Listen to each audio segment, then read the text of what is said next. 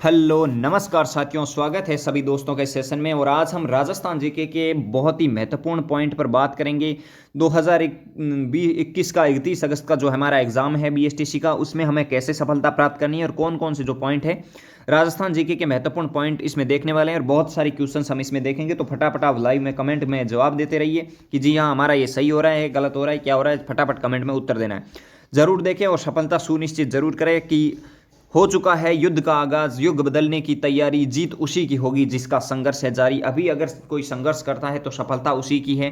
इसीलिए आपको एक चीज़ और मैं बताना चाहूँगा, रीजनिंग के लिए अभी आपको कुछ नहीं करना है, सिर्फ एंड सिर्फ अपनी बुक पर ध्यान देना है। जो भी आपके पास बुक अवेलेबल है, जो भी जैसी भी बुक है, सभी बुक अच्छी है, उसी बुक में से आपको रीजनिंग निकालनी है। कहीं और माथापच्ची करने की ज़रूरत नहीं है, ना ही कहीं हाथ पैर मारने। जीके आपको मैं जहां तक कोशिश करूंगा बहुत सारे ऐसे क्वेश्चंस लाके कवर करवाऊंगा। फिर भी आप अपनी बुक से बहुत ज़्यादा पढ़ना है, बुक से ही पढ़ोगे तभी बहुत ज़्यादा आपको फायदा होगा। हिंदी भी बुक से पढ़नी है और शिक्षण अभिक्षमता इंग्लिश सभी बुक से ही पढ़नी है वैसे। ठीक है। और कल 29 तारीख है, तो कल मुझे ये टाइम बता दीजिए कि मैं 3 सब्जेक्ट पर आधारित एक संपूर्ण पाठ्यक्रम पर एक टेस्ट लेने वाला हूँ। कितने? 3 सब्जेक्ट पर। कौन कौन से? राजस्थान जीके होगा, उसके अंदर आपकी हिंदी होगी और उसके अंदर शिक्षण अभिक्षमता होगी, जबकि रीजनिंग और इंग्लिश के लिए नहीं होगा। इंग्लिश और रीजनिंग के लिए आप बुक्स में से निकालिए, बुक में बहुत सारे सवाल पड़े हैं जो आप निकाल सकते हैं। इसीलिए शुरू करते हैं इस सेशन को, और ज़बरदस्त सेशन होगा। राजस्थान जीके के महत्वपूर्ण सवाल इसमें हम कवर करेंगे। और आपको मैं बता दूं कि ये पीडीएफ आपको टेलीग्राम चैनल के माध्यम से उपलब्ध हो जाएगी। जी हाँ, टेलीग्राम चैनल का नाम मिलेगा आपको लर्न मोर पॉइंट, और पीडीएफ वहाँ उपलब्ध हो जाएगी। तो थम्स अप कर दीजिए और चलिए शुरू करते हैं सेशन को। गजब का सेशन पहले क्वेश्चन की ओर। पहला क्वेश्चन बड़ा ही महत्वपूर्ण और गजब का क्वेश्चन है भाई साहब। आप हर एक क्वेश्चन में इंपॉर्टेंट पॉइंट देखेंगे, हर एक क्वेश्चन में आपको लगेगा कि जी हाँ, कहीं ना कहीं एग्जाम के दृष्टिकोण से बड़ा ही महत्वपूर्ण सवाल होंगे। जितने भी क्वेश्चन हम इसमें करेंगे बड़े ही गजब होंगे। पहला क्वेश्चन है, चलो दिल्ली मारो फिरंगी का नारा 1857 की क्रांति के समय किसने दिया था? गजब का सवाल है, इंपॉर्टेंट सवाल है, स्टार के साथ याद कर लेना, महत्वपूर्ण सवाल है। पीडीएफ वापस पढ़ लेना। चलो दिल्ली मारो फिरंगी का नारा 1857 की क्रांति के समय किसने दिया था? हो चुका है आगाज रण का, युग बदलने की तैयारी, जीत उसी की होगी जिसका संघर्ष है जारी।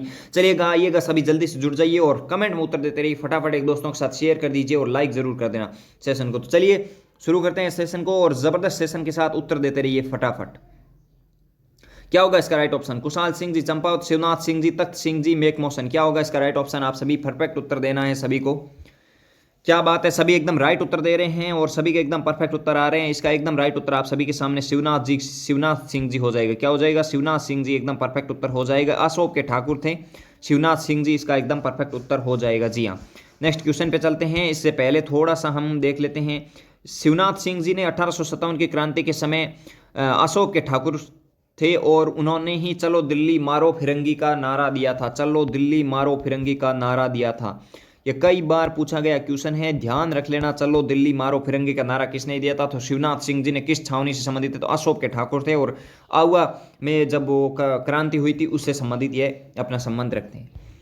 नेक्स्ट क्वेश्चन है, किस वंश या व्यक्ति की प्रशंसा में, किसी वंश या व्यक्ति की प्रशंसा में लिखा गया लेख कहलाता है? जी हाँ, किसी व्यक्ति या वंश की प्रशंसा में अगर कोई लेख लिखा गया तो उसे क्या कहेंगे? इसके बारे में सवाल है, बहुत ही गजब का सवाल है, सभी परफेक्ट उत्तर देना है।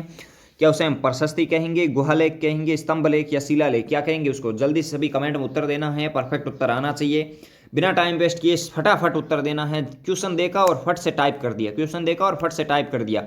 इसी तरीके से हम बीएसटीसी में करेंगे तो हमारी सफलता 100% सुनिश्चित होगी, 100% सुनिश्चित होगी। कोई नहीं रोकने वाला हमें। और इसका जो राइट उत्तर आप सभी के सामने प्रशस्ति हो जाएगा। क्या हो जाएगा? प्रशस्ति। एकदम परफेक्ट उत्तर हो जाएगा, एकदम राइट उत्तर प्रशस्ति हो चुका है।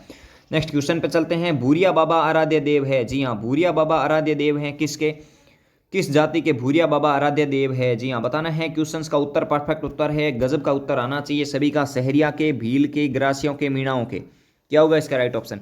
भूरिया बाबा आराध्य देव है। जी हाँ, किस जनजाति के हैं भूरिया बाबा आराध्य देव? क्या बात है, परफेक्ट उत्तर दे रहे हैं सभी, एकदम राइट ऑप्शन आप सभी के सामने मीणा हो चुके हैं। मीणाओं के आराध्य देव है भूरिया बाबा।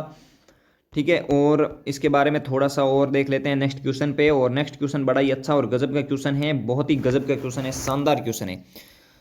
देखिए क्वेश्चन देखिए, आदिवासी महिलाओं के घाघरे कहलाते हैं? जी हाँ, गजब का क्वेश्चन है, बड़ा ही अच्छा और शानदार क्वेश्चन है। कटकी, नांदने, जामसाई या रेनसाई? क्या होगा इसका राइट ऑप्शन? आदिवासी महिलाओं के घाघरे कहलाते हैं, क्या होगा इसका राइट ऑप्शन? सभी को परफेक्ट उत्तर देना है। आदिवासी महिलाओं के घाघरे कहलाते हैं। जी हाँ, क्या होगा इसका राइट ऑप्शन? आप सभी एकदम परफेक्ट उत्तर दे रहे हैं और नांदने एकदम राइट उत्तर हो जाएगा। क्या हो जाएगा? नांदने एकदम परफेक्ट उत्तर हो जाएगा। जी हाँ, नांदने एकदम राइट उत्तर हो जाएगा। सभी का एकदम परफेक्ट उत्तर आ रहे हैं। इसके बाद थोड़ा सा फैक्ट भी देख लेते हैं। इसके बाद हमने दो दो ऑप्शन आपके सामने थे, कौन से? कटकी और जामसई। इसका क्या मतलब है? कटकी का मतलब होता है अविवाहित बालिकाओं की जो ओढ़नी होती है उसे कटकी कहा जाता है। और जामसाई विवाह के अवसर पर दुल्हन द्वारा पहना जाने वाला वस्त्र क्या कहलाता है? जामसाई। इंपॉर्टेंट है, याद कर लेना। कटकी क्या है? तो अविवाहित बालिकाओं द्वारा ओढ़ी जाने वाली ओढ़नी। और जामसाई क्या है? तो विवाह के अवसर पर दुल्हन द्वारा पहना जाने वाला वस्त्र। ये बहुत ही महत्वपूर्ण और गजब के फैक्ट हैं। नेक्स्ट क्वेश्चन है, मुस्सी महारानी की छतरी किस जिले में स्थित है? जी हाँ, मुस्सी महारानी की छतरी पूछा है, किस जिले में स्थित है? ऑप्शन है अलवर, भरतपुर, धौलपुर और बूंदी। क्या होगा इसका राइट ऑप्शन? परफेक्ट उत्तर देना है सभी को, एकदम राइट उत्तर देना है। क्या होगा इसका एकदम राइट उत्तर? तो आप सभी एकदम सही उत्तर दे रहे हैं और इसका एकदम राइट उत्तर अलवर होगा। एकदम सही उत्तर अलवर है। और सभी को पढ़ते रहना है। मॉडल टेस्ट पेपर ज़्यादा से ज़्यादा निकालने हैं। रीजनिंग बुक से ज़्यादा निकालनी है, क्योंकि बुक के अंदर सभी टाइप के क्वेश्चन हमें अवेलेबल हो जाते हैं। अलवर इसका एकदम राइट उत्तर होगा। नेक्स्ट क्वेश्चन पे चलते हैं। इससे पहले थोड़ा सा फैक्ट है वो देख लेते हैं। देखिए, मुंशी महारानी की छतरी अलवर में स्थित है। महाराजा विनय सिंह ने इसका निर्माण करवाया था। जी हाँ, विनय सिंह जी ने इसका निर्माण करवाया और अलवर में ये छतरी आपकी स्थित है। नेक्स्ट क्वेश्चन पे चलते हैं। क्वेश्चन बड़ा ही अच्छा और गजब का क्वेश्चन है, शानदार क्वेश्चन है। राजस्थान का सबसे बड़ा मिट्टी का बांध है। शानदार गजब का क्वेश्चन है राजस्थान का। अब एक से बेहतर एक क्वेश्चन आएगा, एक से बढ़कर एक क्वेश्चन आएगा। राजस्थान का सबसे बड़ा मिट्टी का बांध है। बिसलपुर बांध टोंक, जवाई बांध पाली, सरदार समंद बांध जोधपुर या पांचना बांध क्या करौली। क्या होगा इसका राइट ऑप्शन? जल्दी से सभी कमेंट में उत्तर देते रहिए। परफेक्ट उत्तर आने चाहिए सभी के। और क्या बात है, सभी के एकदम राइट उत्तर आ रहे हैं। और इसका एकदम राइट ऑप्शन आप सभी के सामने पांचना बांध करौली एकदम परफेक्ट उत्तर हो चुका है। पांचना बांध कहाँ पे स्थित है? करौली में, जो राज्य का सबसे बड़ा मिट्टी का निर्मित बांध है। नेक्स्ट क्वेश्चन पे चलते हैं। नेक्स्ट क्वेश्चन है, राज्य का सबसे ऊंचा बांध पूछा है। बांध से रिलेवेंट जितने भी सवाल है सभी इसमें हम कवर कर लेंगे। राज्य का सबसे ऊंचा बांध पूछा है। राणा प्रताप सागर, जाखम बांध, माही बजाज सागर या इनमें से कोई नहीं। क्या होगा इसका राइट ऑप्शन? राज्य का सबसे ऊंचा बांध पूछा है। सबसे ऊंचा बांध कौन सा है? सबसे ऊंचा पूछा है, सबसे लंबा नहीं पूछा है, सबसे ऊंचा पूछा है। जी हाँ, परफेक्ट उत्तर देना है सभी को। क्या बात है, सभी के एकदम राइट ऑप्शन आ रहे हैं। और इसका राइट ऑप्शन आप सभी के सामने जाखम बांध हो चुका है। जाखम एकदम परफेक्ट उत्तर हो चुका है। जाखम बांध हो चुका है सबसे ऊंचा बांध। इसके बारे में थोड़ा सा जानकारी है वो आप सभी को देख लेनी चाहिए। राज्य का सबसे ऊंचा बांध जाखम बांध है। प्रतापगढ़ में जाखम नदी पर स्थित है। जी हाँ, प्रतापगढ़ में स्थित है जाखम नदी पर यह जाखम बांध। नेक्स्ट क्वेश्चन पे चलते हैं। नेक्स्ट क्वेश्चन बड़ा ही अच्छा और गजब का क्वेश्चन है। जल भराव की दृष्टि से राज्य का सबसे बड़ा बांध है। जी हाँ, सबसे ऊंचा बांध हमने कौन सा देखा था? जाखम बांध देखा था। राज्य का सबसे ऊंचा बांध कौन सा था? जाखम बांध था। आपके सभी के सामने था, अभी हमने क्वेश्चन किया था। और अब पूछ रहे हैं कि जल भराव की दृष्टि से राज्य का सबसे बड़ा बांध, माही बजाज सागर, राणा प्रताप सागर, जवाई बांध या जाखम बांध। क्या होगा? आप बोलेंगे जाखम बांध तो राज्य का सबसे ऊंचा बांध है। सबसे ऊंचा बांध कौन सा है? जाखम बांध है। जी हाँ, ये तो हमने कर लिया। अब हमें बताना है कि जल भराव की दृष्टि से सबसे बड़ा बांध कौन सा है। तो आप सभी एकदम परफेक्ट उत्तर दे रहे हैं। इसका एकदम राइट उत्तर आप सभी के सामने राणा प्रताप सागर बांध हो चुका है। 2019 का बीएसटीसी का क्वेश्चन है। किसका? 2019 का बीएसटीसी का क्वेश्चन है ये, कि जल भराव की दृष्टि से सबसे बड़ा बांध कौन सा है? तो राणा प्रताप सागर बांध है। याद रखना, बहुत ही महत्वपूर्ण पॉइंट ये हो चुका है। नेक्स्ट क्वेश्चन पे बात करते हैं। नेक्स्ट क्वेश्चन पे चलते हैं। इसके पहले एक थोड़ा सा इसकी जानकारी है वो हम देख लेते हैं। गजब की जानकारी है, याद करनी चाहिए सभी को। चित्तौड़गढ़ में राणा प्रताप सागर बांध चंबल नदी पर स्थित है, जो राज्य का जल भराव की दृष्टि से सबसे बड़ा बांध है। इसमें आपके कितने फैक्ट क्लियर हुए हैं? एक तो कि कहाँ पर स्थित है, कि चित्तौड़गढ़ जिले के अंदर है, किस नदी पर है? चंबल नदी पर है। राज्य का जल भराव की दृष्टि से सबसे बड़ा बांध कौन सा है? राणा प्रताप सागर बांध है। ये ध्यान रख लेना, बहुत ही गजब का फैक्ट है, अच्छा फैक्ट है। ठीक है, नेक्स्ट क्वेश्चन पे चलते हैं। नेक्स्ट बड़ा ही अच्छा और गजब का क्वेश्चन है, बावड़ियों का सिर मोर किस बावड़ी को कहा जाता है? जी हाँ, गजब का क्वेश्चन है। बावड़ियों का सिर मोर किस बावड़ी को कहा जाता है? अच्छा क्वेश्चन है, महत्वपूर्ण क्वेश्चन है, गजब का क्वेश्चन है, याद होना चाहिए भैया, सभी को याद होना चाहिए। शानदार क्वेश्चन है। बावड़ियों का सिर मोर किस बावड़ी को कहा जाता है? नौलखा बावड़ी, डूंगरपुर रानी की बावड़ी, तापी बावड़ी या चांद बावड़ी। क्या होगा इसका राइट ऑप्शन? जी हाँ, परफेक्ट उत्तर देना है सभी को, एकदम सही उत्तर आना चाहिए सभी का। क्या होगा इसका राइट उत्तर? बावड़ियों का सिरमौर किस बावड़ी को कहा जाता है? रानी जी की बावड़ी, नौलखा बावड़ी, तापी बावड़ी या चांद बावड़ी। क्या होगा इसका राइट उत्तर? आप सभी को परफेक्ट उत्तर, तो परफेक्ट उत्तर दीजिए सभी, एकदम इंतजार कर रहा हूं। और इसका एकदम राइट उत्तर आप सभी के सामने क्या हो चुका है? रानी जी की बावड़ी एकदम परफेक्ट उत्तर हो चुका है। रानी जी की बावड़ी कहाँ है? तो आप सभी को पता होना चाहिए बूंदी के अंदर स्थित है। कहाँ है? बूंदी के अंदर स्थित है रानी जी की बावड़ी, और जिसे बावड़ियों का सिरमौर कहा जाता है, रानी जी की बावड़ी। नौलखा बावड़ी डूंगरपुर में है। प्रेमली देवी ने इसका निर्माण करवाई थी, रावासकरण जी की पत्नी थी। ध्यान रख लेना, बहुत ही महत्वपूर्ण सवाल है। तापी बावड़ी जोधपुर के अंदर स्थित है, और चांद बावड़ी आबानेरी दौसा के अंदर स्थित है। बहुत ही गजब सवाल है, गजब के पॉइंट है, याद कर लेना, जैसे भी कैसे करके याद करें कर लेना। नेक्स्ट क्वेश्चन पे चलते हैं। और अब इंदिरा गांधी नहर परियोजना के बारे में जितने भी आपके सवाल है, सभी सवाल सब क्लियर हो जाएंगे इस वीडियो के बाद। इंदिरा गांधी नहर परियोजना का एक भी सवाल नहीं बचेगा। इंदिरा गांधी नहर परियोजना की आधारशिला किसने रखी थी? पंडित जवाहरलाल नेहरू जी, गोविंद वल्लभ पंत जी, सरदार वल्लभ भाई पटेल, डॉक्टर सर्वपल्ली राधाकृष्णन। क्या होगा इसका राइट ऑप्शन? परफेक्ट उत्तर, फटाफट उत्तर देना है ताकि हमारा टाइम बहुत कम जाए और हम ज़्यादा से ज़्यादा क्वेश्चंस कर सके। इंदिरा गांधी नहर परियोजना की आधारशिला किसने रखी थी? तो इसका राइट उत्तर आप सभी दे रहे हैं, और गोविंद वल्लभ जी पंत एकदम परफेक्ट उत्तर हो चुके थे। तत्कालिक गृह मंत्री गोविंद वल्लभ जी पंत एकदम राइट उत्तर है इसका। एकदम सही उत्तर गोविंद वल्लभ जी पंत है, जी हाँ, जिन्होंने क्या रखी थी? इंदिरा गांधी नहर परियोजना की आधारशिला रखी थी। इसके बारे में थोड़ा सा फैक्ट है जो आप सभी को पता होना चाहिए, गजब का फैक्ट है, सभी को याद होना चाहिए, यह फैक्ट तो भूलना नहीं है। इंदिरा गांधी नहर परियोजना की आधारशिला 31 मार्च 1958 को रखी थी। कब रखी थी? 31 मार्च 1958 को। तत्कालीन गृह मंत्री गोविंद वल्लभ जी पंत ने रखी थी। सबसे पहले पानी इसमें डॉक्टर सर्वपल्ली राधाकृष्णन ने 11 अक्टूबर 1961 को नौरंगदेसर हनुमानगढ़ से छोड़ा। गजब का फैक्ट है, बहुत ही महत्वपूर्ण पॉइंट है दोस्तों, ये पॉइंट अगर आप पढ़ते हैं तो बड़े अच्छा है। सबसे पहले पानी किसने छोड़ा था तो डॉक्टर सर्वपल्ली राधाकृष्णन ने। कब छोड़ा? 11 अक्टूबर 1961 को नौरंगदेसर हनुमानगढ़ से। आधारशिला किसने रखी? 31 मार्च 1958 को तत्कालीन गृह मंत्री श्री गोविंद वल्लभ पंत जी ने रखी थी। ठीक है, इसका मूल नाम क्या था? राजस्थान नहर था। ठीक है, राजस्थान नहर इसका मूल नाम था, याद रख लेना, बहुत ही महत्वपूर्ण फैक्ट है। नेक्स्ट क्वेश्चन पे चलते हैं। नेक्स्ट क्वेश्चन बड़ा ही अच्छा और गजब का क्वेश्चन है, शानदार क्वेश्चन है। राजस्थान नहर का नाम बदलकर इंदिरा गांधी नहर परियोजना कब किया गया था? जी हाँ, सभी को पता होना चाहिए, और वैसे सभी को 1984 सभी को पता है, लेकिन इस क्वेश्चन के अंदर थोड़ी सी डेट देके मैंने पूछा है ताकि और भी आप बेहतर बन सके, बेहतर से बेहतर बना सकूं आपको, और आप सभी के सवाल एकदम परफेक्ट उत्तर आने चाहिए। देखिए, राजस्थान नहर का नाम बदलकर इंदिरा गांधी नहर परियोजना कब किया गया था? 25 अक्टूबर 1986, 2 अक्टूबर 1984, 28 अक्टूबर 1984, 30 मार्च 1984। क्या होगा इसका राइट ऑप्शन? जी हाँ, इसका राइट ऑप्शन आप सभी को पता होना चाहिए, क्या होगा इसका राइट उत्तर। और मैं इसमें एक चीज़ और बता दूं, फैक्ट दे दूं, हिंट दे दूं कि गांधी जयंती कब आती है। गांधी जयंती के दिन इसका नाम बदला था, गांधी जयंती के दिन, गांधी जयंती के दिन इसका नाम बदला था। अब आप उत्तर दे दीजिए, गांधी जयंती कब आती है? आप बताएंगे साहब अब ये तो हमें पता ही है साहब, ये तो बहुत ज़्यादा पता है, बहुत जगह पढ़ा है, बहुत सारा रटा हुआ है। 2 अक्टूबर 1984 एकदम राइट उत्तर हो जाएगा, एकदम परफेक्ट उत्तर हो जाएगा। 2 अक्टूबर 1984 को राजस्थान नहर का नाम बदलकर इंदिरा गांधी नहर कर दिया गया था, इंदिरा गांधी नहर कर दिया गया था, ध्यान रख लेना, बहुत ही महत्वपूर्ण फैक्ट है। चलते हैं नेक्स्ट क्वेश्चन पे। इससे पहले थोड़ा सा ये फैक्ट है, ध्यान रख लेना, इसको देख लेते हैं, गजब का फैक्ट है, बहुत ही महत्वपूर्ण फैक्ट है। राजस्थान नहर का नाम बदलकर 2 अक्टूबर 1984 को इंदिरा गांधी नहर किया गया। इसे राजस्थान की मरुगंगा, राजस्थान राज्य की जीवन रेखा भी कहा जाता है।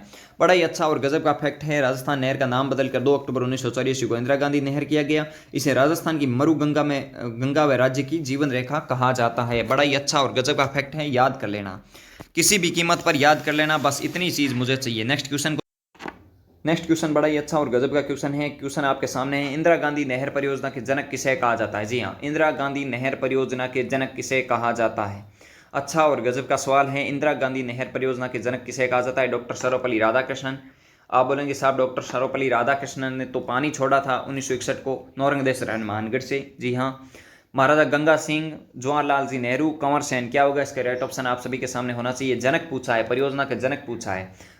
अगर आधारशिला पूछी तो हमने क्या दिया था उत्तर? आप सभी के सामने था, सर्वपल्ली राधाकृष्णन जी नहीं देके वहां पे हमने दिया था गोविंद वल्लभ जी पंत, क्योंकि उन्होंने आधारशिला रखी थी। और इसके बाद 58 के अंदर पानी सबसे पहले किसने छोड़ा था? सर्वपल्ली राधाकृष्णन जी ने। जनक किसे कहा जाता है? तो इसका राइट ऑप्शन इंजीनियरिंग जी कंवर सेन जी है। जी हाँ, इंजीनियर कंवर सेन जी इसका एकदम राइट उत्तर है। सही उत्तर क्या होगा इसका राइट उत्तर? इंजीनियर थे कंवर सेन जी, उसका एकदम राइट उत्तर आप सभी के सामने कंवर सेन हो चुका है। जी हाँ, कंवर सेन लिफ्ट नहर भी है बीकानेर के, दूणकंसर बीकानेर के अंदर, ये भी ध्यान रख लेना है। ठीक है, कंवर सेन इसका एकदम राइट ऑप्शन है, जनक कहा जाते हैं। थोड़े से नेक्स्ट क्वेश्चन पे चलते हैं। गजब का क्वेश्चन है, बहुत ही अच्छा क्वेश्चन है। राजस्थान फीडर की लंबाई है, जी हाँ, राजस्थान फीडर की लंबाई पूछी है, कितनी है राजस्थान फीडर की लंबाई? 204 किलोमीटर, 169 किलोमीटर, 14 किलोमीटर या 138 किलोमीटर? क्या होगा इसका राइट ऑप्शन? राजस्थान फीडर की लंबाई है, इंदिरा गांधी नहर परियोजना है, इसका 2 चरणों में काम पूरा हुआ था। इसमें से पहला चरण था राजस्थान फीडर की लंबाई, राजस्थान फीडर पहला चरण था, उसकी लंबाई कितनी है? तो आप सभी एकदम परफेक्ट उत्तर दे रहे हैं और 204 एकदम राइट उत्तर है। जी हाँ, 204 एकदम सही उत्तर है। चलते हैं इसके थोड़े से नेक्स्ट पॉइंट पर और बात करते हैं इनके फैक्ट पर। तो ये नहर 2 चरणों में पूरी हुई। प्रथम चरण के तहत राजस्थान फीडर जिसकी लंबाई 204 किलोमीटर है, उसमें से 169 किलोमीटर पंजाब में है, 14 किलोमीटर हरियाणा में है, जबकि 21 किलोमीटर राजस्थान में। यह भी पूछा जाता है कि राजस्थान फीडर की लंबाई राजस्थान में कितनी है, तो 21 किलोमीटर ही है। कितनी है? 21 किलोमीटर ही है। यह ध्यान रख लेना, बहुत ही महत्वपूर्ण पॉइंट है। नेक्स्ट क्वेश्चन पे चलते हैं। गजब का क्वेश्चन है। इंदिरा गांधी नहर परियोजना के दूसरे चरण की लंबाई पूछी है। जी हाँ, दूसरे चरण की लंबाई कितनी है? जी हाँ, दूसरे चरण की लंबाई पूछी है। गजब का फैक्ट है, अच्छा फैक्ट है। दूसरे चरण की लंबाई, पहले चरण की लंबाई हमने देख ली, राजस्थान के अंदर 21 है, जबकि बाहर से टोटल आई हुई कितनी है? 204 है। यहाँ पे टोटल लंबाई पूछी है दूसरे चरण की, तो यहाँ पे राइट उत्तर आप सभी के सामने 445 किलोमीटर हो जाएगा।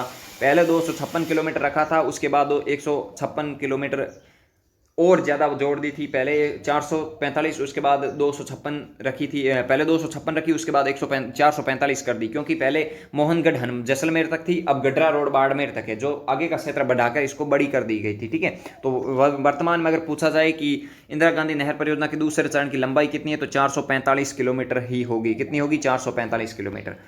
ये ध्यान रखना। थोड़ा सा फैक्ट देख लेते हैं इसके बारे में कि दूसरे चरण का प्रावधान शुरुआत मसीतावली हनुमानगढ़ से मोहनगढ़ जैसलमेर तक 256 किलोमीटर रखा, बाद में इसे बढ़ाकर 165 किलोमीटर और कर दिया और बढ़ गई 445 किलोमीटर हो गई। जी हाँ, पहले कब तक थी? मसीतावली हनुमानगढ़ से मोहनगढ़ जैसलमेर तक, उसके बाद मोहनगढ़ जैसलमेर को छोड़कर आगे गई और गडरा रोड बाड़मेर तक चली गई, जो 165 किलोमीटर और बढ़ा दी गई थी और टोटल 445 किलोमीटर कर दी। नेक्स्ट फैक्ट पे देखते हैं। देखिए, इंदिरा गांधी नहर परियोजना का 0 पॉइंट किसे कहा जाता है? जी हाँ, इंदिरा गांधी नहर परियोजना का 0 पॉइंट किसे कहा जाता है? मसीतावली है हनुमानगढ़, गडरा रोड बाड़मेर, मोहनगढ़ जैसलमेर, या इनमें से कोई नहीं? क्या होगा इसका राइट ऑप्शन? इंदिरा गांधी नहर परियोजना का 0 पॉइंट किसे कहा जाता है? गजब का फैक्ट होना चाहिए, गजब का उत्तर सभी का आना चाहिए और आप सभी एकदम परफेक्ट उत्तर दे रहे हैं और इसका राइट ऑप्शन आप सभी के सामने गडरा रोड बाड़मेर एकदम राइट उत्तर हो जाएगा।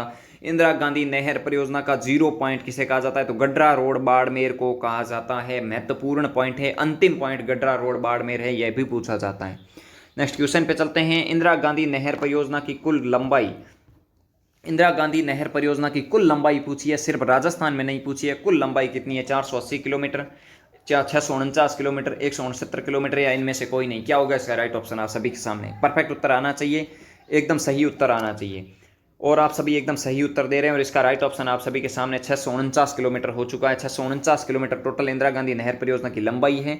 अब बात करते हैं थोड़े से फैक्ट के बारे में। देखिए, थोड़ा सा फैक्ट अगर आप देखेंगे तो आप सभी को सब कुछ समझ आ जाएगा। क्या है कि वर्तमान में इंदिरा गांधी नहर परियोजना की कुल लंबाई 649 किलोमीटर है, उसमें से राजस्थान में 480 किलोमीटर है। राजस्थान में कितनी है? 480 किलोमीटर है और 169 किलोमीटर बाहर है। ठीक है, 169 किलोमीटर बाहर है, जबकि राजस्थान के अंदर 480 किलोमीटर है। ये ध्यान रख लेना। ऐसा पूछा जाता है कि इंदिरा गांधी नहर परियोजना की राजस्थान में लंबाई कितनी है, तो 480 किलोमीटर है और टोटल कितनी है? 649 किलोमीटर है। ध्यान रख लेना, बहुत ही महत्वपूर्ण फैक्ट है। नेक्स्ट क्वेश्चन है। इंदिरा गांधी नहर परियोजना से कुल शाखाएं और लिफ्ट नहर निकाली गई है, क्रम वाइज बताना है। सबसे पहले हमें क्या बतानी है? शाखाएं बतानी है, उसके बाद लिफ्ट नहर बतानी है। कितनी शाखाएं हैं, कितनी लिफ्ट नहर है बताना है। 9 शाखाएं 7 लिफ्ट नहर, 7 शाखाएं 9 लिफ्ट नहर, 9 शाखा 9 लिफ्ट, इनमें से कोई नहीं? क्या होगा इसका राइट उत्तर?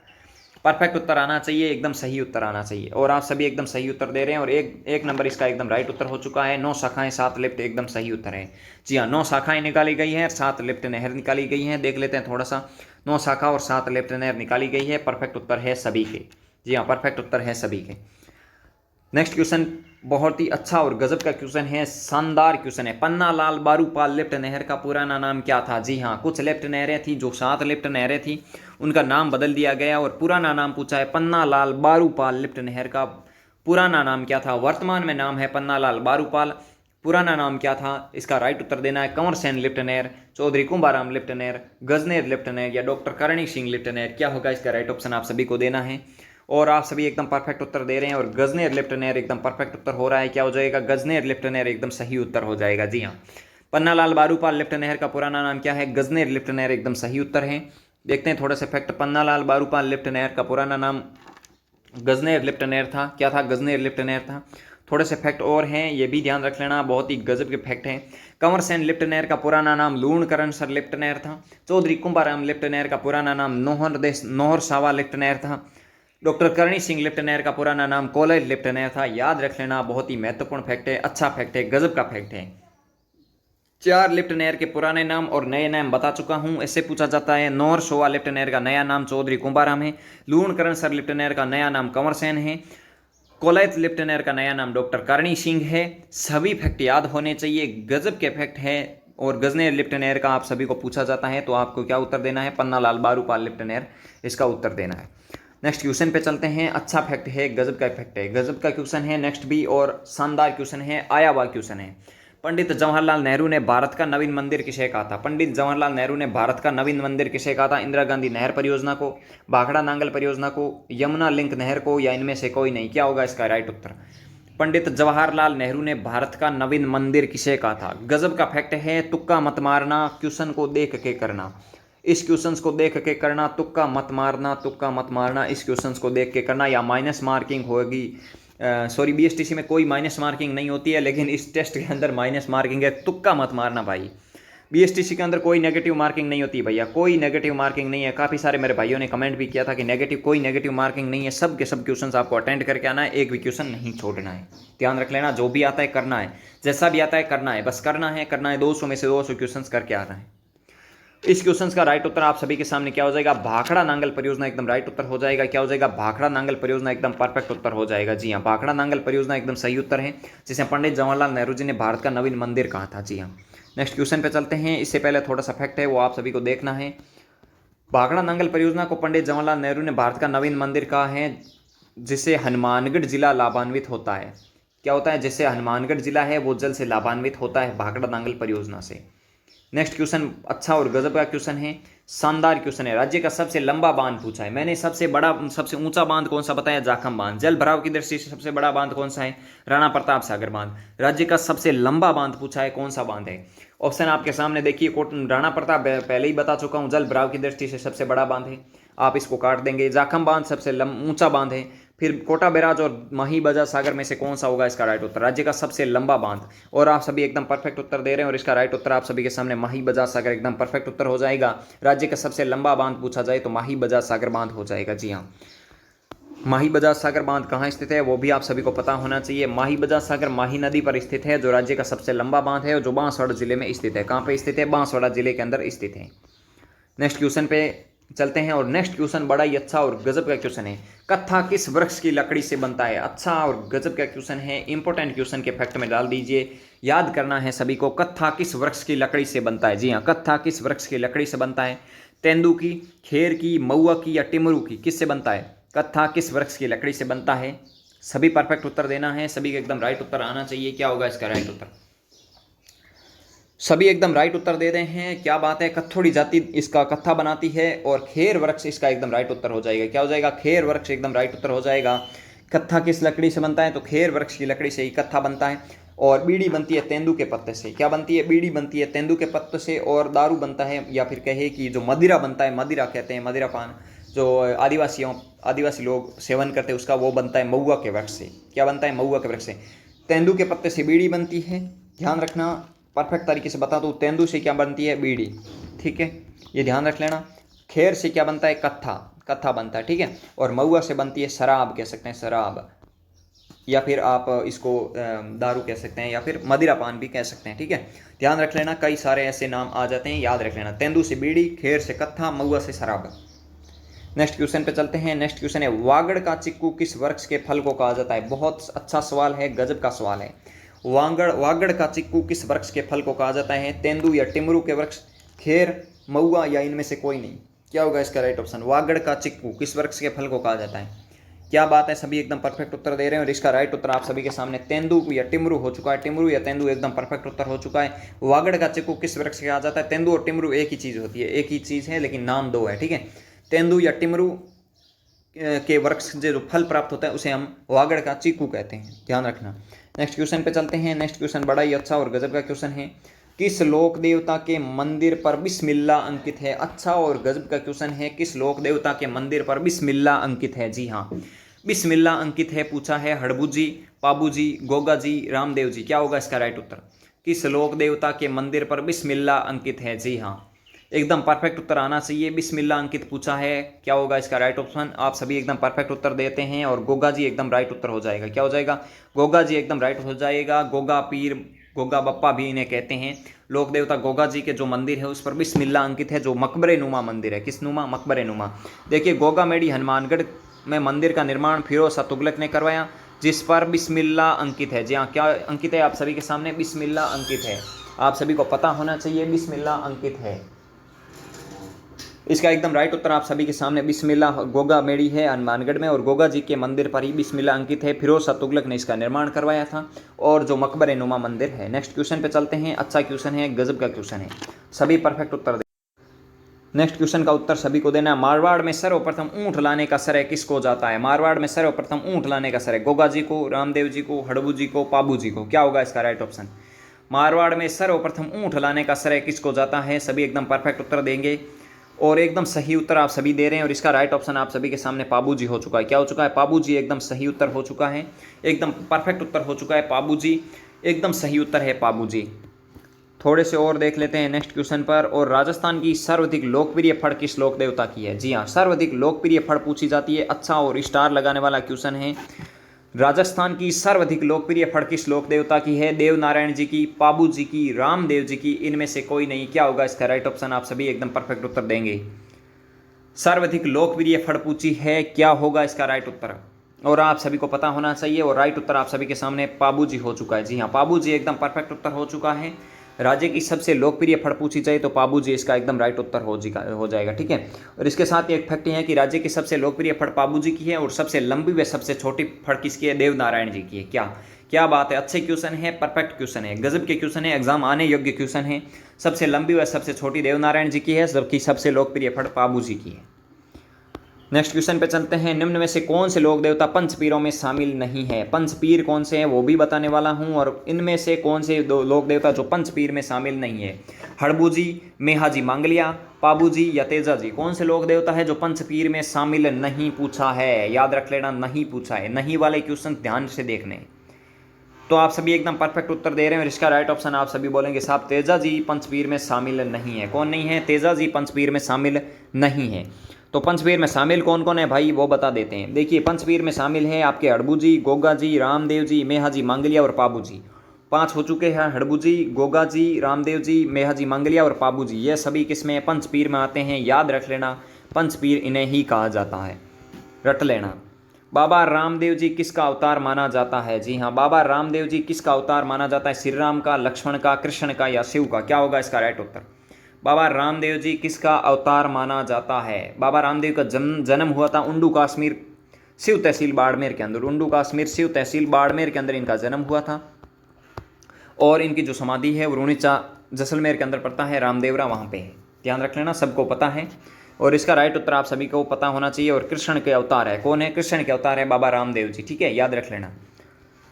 नेक्स्ट क्वेश्चन पे चलते हैं। सबसे लंबा गीत किस लोक देवता का है? सबसे लंबा गीत रामदेव जी, तेजा जी, हड़बू जी और पाबू जी। क्या होगा इसका राइट उत्तर? इसके साथ ही नेजा क्या है? नेजा पूछा जाता है आप सभी को।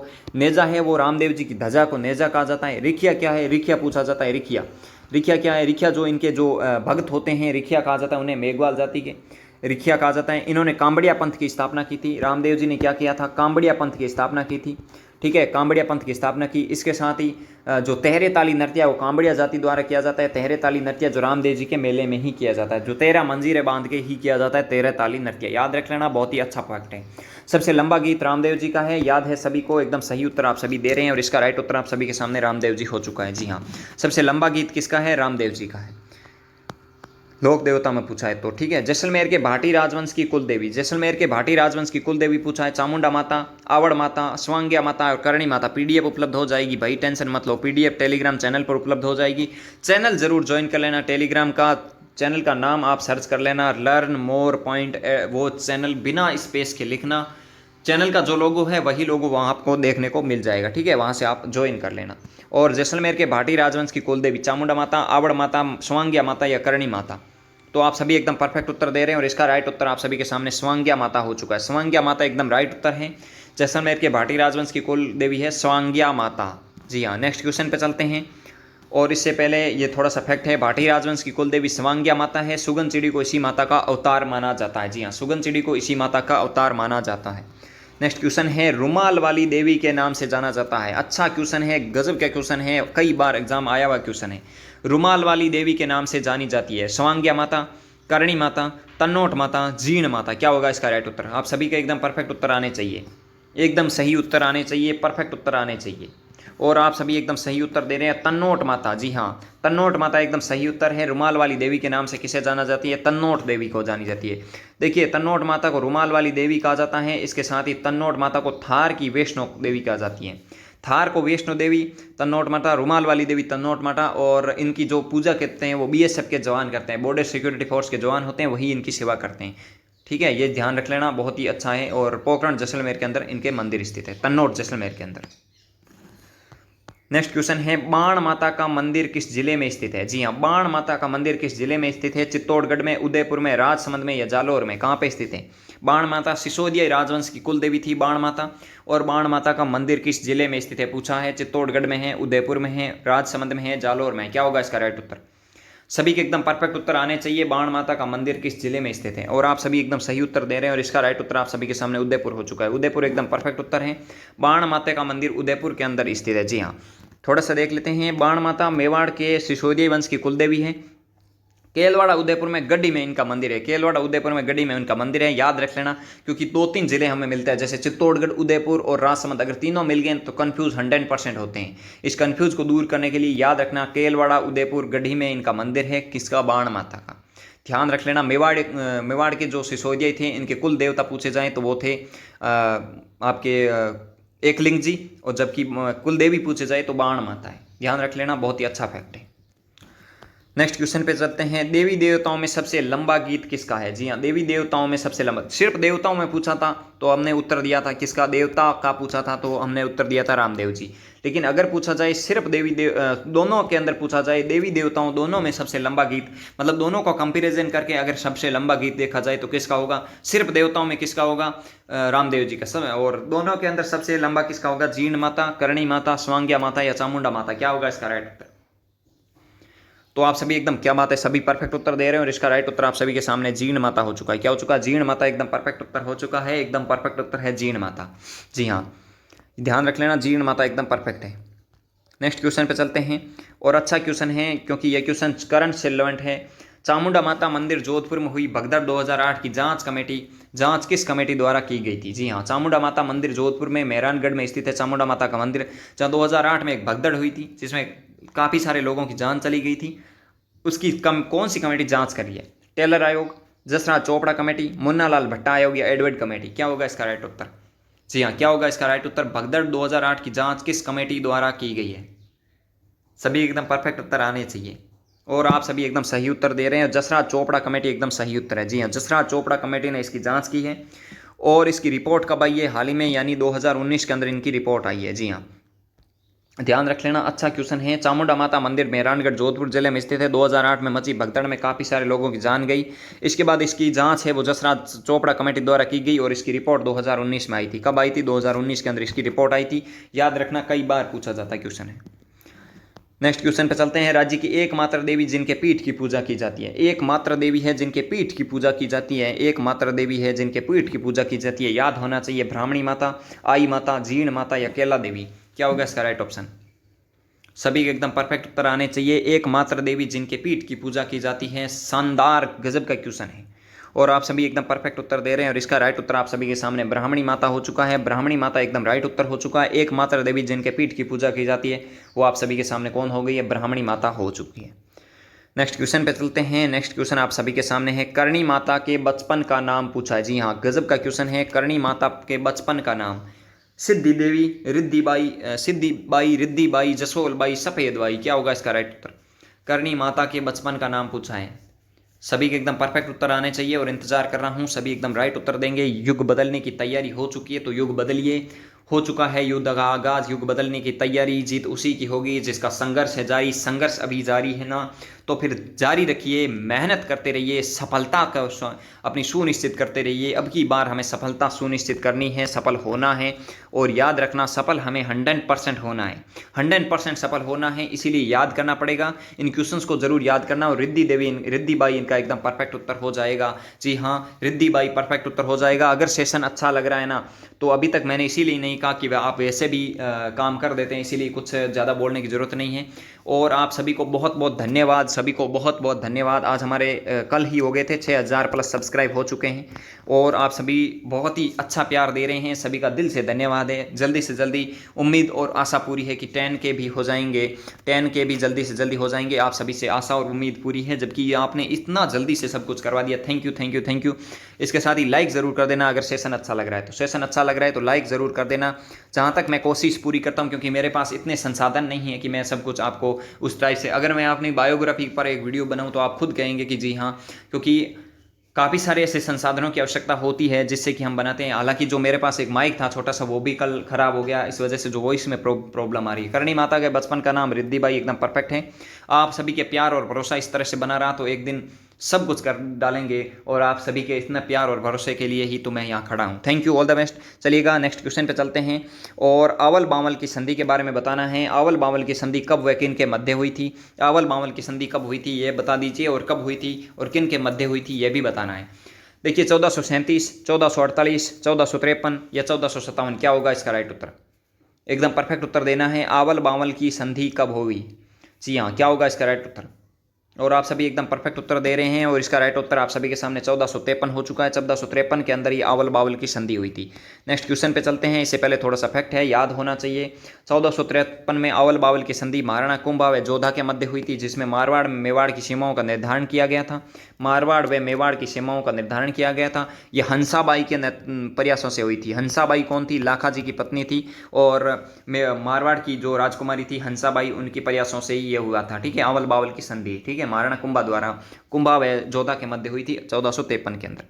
नेक्स्ट क्वेश्चन है, महाराणा प्रताप का राज्याभिषेक कब हुआ था? महाराणा प्रताप का राज्याभिषेक राजस्थान पुलिस 2019 का क्वेश्चन है, याद रख लेना। राजस्थान पुलिस 2019 का क्वेश्चन है, जिसका पेपर 2020 के नवंबर में हुआ था। महाराणा प्रताप का राज्याभिषेक पूछा है। 1571, 1572, 1573 या 1575, क्या होगा इसका राइट उत्तर? आप सभी एकदम परफेक्ट उत्तर देंगे, सही उत्तर देंगे, और आप सभी एकदम सही उत्तर दे रहे हैं। और इसका राइट उत्तर आप सभी के सामने 1572 हो चुका है। महाराणा प्रताप का राज्याभिषेक 1572 में हुआ था। जी हाँ, देखिए 28 फरवरी 1572 को कहाँ हुआ था वो भी ध्यान होना चाहिए। गोगुंदा में महाराणा प्रताप का प्रथम बार राज्याभिषेक हुआ था। दूसरी बार कुंभलगढ़ के अंदर हुआ था। पहली बार कहाँ हुआ था? 28 फरवरी 1572 को। दूसरी बार कभी नहीं पूछा जाता, पहला याद रख लेना, सब क्लियर है, सब कुछ पास है, सब कुछ क्लियर है। गोगुंदा में महाराणा प्रताप का प्रथम बार राज्याभिषेक हुआ था 28 फरवरी 1572 को। राजस्थान पुलिस 2019 का 20 में जो पेपर हुआ था उसका क्वेश्चन सही है, ध्यान रख लेना, अच्छा क्वेश्चन है। नेक्स्ट क्वेश्चन है, अंतिम समय में महाराणा प्रताप की राजधानी थी? जी हाँ, अंतिम समय में महाराणा प्रताप की राजधानी चित्तौड़, उदयपुर, चावंड या गोगुंदा, क्या होगा इसका राइट ऑप्शन? अंतिम समय में महाराणा प्रताप की राजधानी पूछा है, चित्तौड़, उदयपुर, चावंड या गोगुंदा, क्या होगा इसका राइट उत्तर? परफेक्ट उत्तर देना है, सभी को एकदम राइट उत्तर देना है, और आप सभी एकदम सही उत्तर दे रहे हैं। और इसका राइट ऑप्शन आप सभी के सामने चाउंड हो चुका है। क्या हो चुका है? चाउंड एकदम सही उत्तर है। अंतिम समय में महाराणा प्रताप की राजधानी क्या थी? चाउंड एकदम सही उत्तर है। जी हाँ, महाराणा प्रताप की छतरी कहाँ स्थित है? जी हाँ, महाराणा प्रताप की छतरी कहाँ स्थित है? महाराणा प्रताप से रिलेवेंट जितने भी सवाल है वो सभी इसमें मैं कवर कर लूंगा। महाराणा प्रताप की छतरी कहाँ स्थित है? मांडलगढ़ भीलवाड़ा, बांडोली उदयपुर, गोगुंदा, और इसके बाद चित्तौड़गढ़, क्या होगा इसका राइट ऑप्शन? महाराणा प्रताप की छतरी, तो आप सभी एकदम सही उत्तर दे रहे हैं। और बांडोली के अंदर ही महाराणा प्रताप की छतरी स्थित है। जी हाँ, बांडोली के अंदर ही महाराणा प्रताप की छतरी है। थोड़ा सा फैक्ट है, देख लेते हैं। देखिए बांडोली उदयपुर में ही खेजड़ बांध के निकट, कहाँ पे स्थित है? खेजड़ बांध के निकट 8 खंभों की छतरी है। घोड़ा चेतक का चबूतरा कहाँ है? बलीचा गांव राजसमंद में। घोड़े का चबूतरा कहाँ है? बलीचा गांव राजसमंद में है। जबकि महाराणा प्रताप की छतरी कहाँ है? खेजड़ बांध के निकट उदयपुर में, बांडोली में 8 खंभों की छतरी स्थित है। सीधा पूछा जाता है बांडोली की छतरी कितने खंभों की है, तो 8 खंभों की। किसकी है? महाराणा प्रताप की। कहाँ है? खेजड़ बांध के निकट उदयपुर में स्थित है।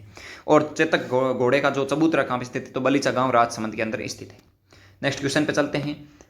गजब का क्वेश्चन है, अच्छा क्वेश्चन है। गिंगोली युद्ध की जिम्मेवार कृष्ण कुमारी किसकी पुत्री थी? जी हाँ, गिंगोली युद्ध की जिम्मेवार आप सभी को पता होना चाहिए। कब हुआ था गिंगोली का युद्ध, किन के मध्य हुआ था वो भी बताने वाला हूँ।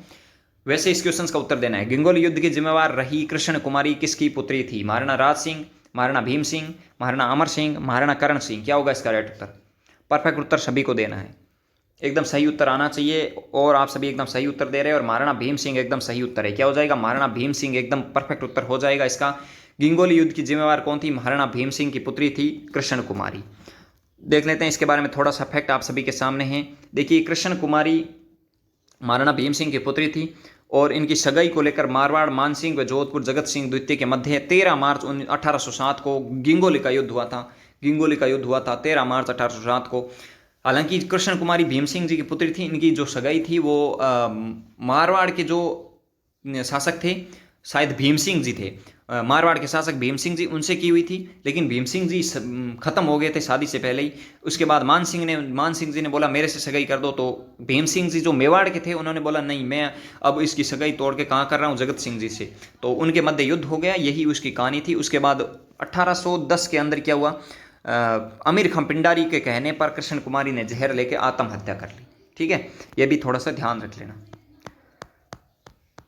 तो ये जितने भी हमने क्वेश्चंस किए हैं शायद आप सभी को अच्छे लगे हैं। अगर 1% भी आपका फायदा हुआ है तो लाइक करके ही जाना। जी हाँ, लाइक करके ही जाना, लाइक जरूर करके जाना मेरे दोस्त जितने भी देख रहे हैं, और सब्सक्राइब करके जाना। सभी सब्सक्राइब जरूर कर देना, लाइक जरूर कर देना अगर ये सेशन अच्छा लगा है तो। अब मैं बताऊं कि आपको कौन कौन से जो राजस्थान जीके के महत्वपूर्ण फैक्ट के बारे में बात करूं तो आप राजवंश के बारे में मेवाड़ का पढ़ लेना अच्छे से। मेवाड़ का जो भी महत्वपूर्ण पॉइंट पढ़ने हैं, कोई ज़्यादा नहीं पढ़ना है। मतलब महाराणा प्रताप के जो भी महत्वपूर्ण पॉइंट है, कब राज्याभिषेक हुआ, कहाँ हुआ था, कैसे हुआ, और छतरी कहाँ पे है, युद्ध कब हुआ था, हाथी का नाम क्या था, घोड़े का नाम क्या था, इस टाइप के कुंभा दुम्बा ये पढ़ लेना। और इसके बाद थोड़ा सा 1857 की क्रांति अच्छे से देख लेना और प्रजामंडल देख लेना। वैसे प्रजामंडल करवा दूंगा, कल के वीडियो में प्रजामंडल पूरा करवा दूंगा।